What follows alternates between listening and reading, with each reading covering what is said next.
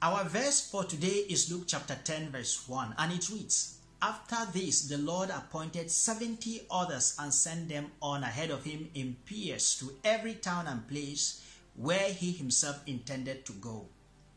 This verse begins the account of the mission of 70 persons that Jesus appointed and sent out ahead of him, telling them about the enormous work that awaited the few of them who were ready to do the work. Hence, the need to work together in pairs and not in isolation.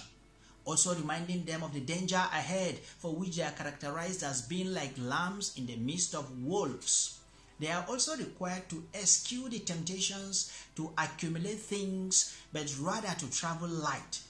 And they are to focus on announcing the words of peace and bringing about healing, even as they announce the arrival of God's reign, being mindful not to impose their message, but rather to dust off and leave where and when not welcomed. 70 is the number of persons that Jesus sent out ahead of him.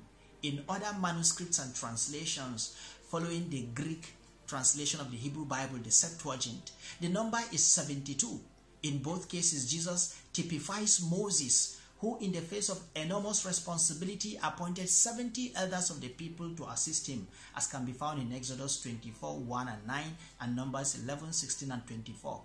And the Lord drew from the spirit that was on Moses and put upon the elders. Then we are told about two men, Eldad and Medad, who had remained in the camp and were not in the tent with Moses and the chosen 70. These two also received the Spirit and equally prophesied, hence the two traditions of 70 or 72 men. Similarly, translation of the Hebrew Bible into Greek is said to have been undertaken by 70 or 72 elders, hence it is called the Septuagint.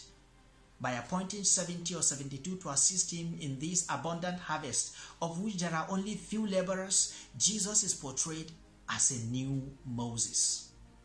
Lord, your work or harvest continues to be much, and there are only still a few laborers willing to do the work in the way and manner you have instructed us. Many have accepted to go to the field but are not ready to work together in pairs, and others still have become entangled by greed and the desire to accumulate more and more. Raise up for your service men and women who are prepared and willing to do the work in the terms and conditions you have provided. Amen. Have a wonderful day.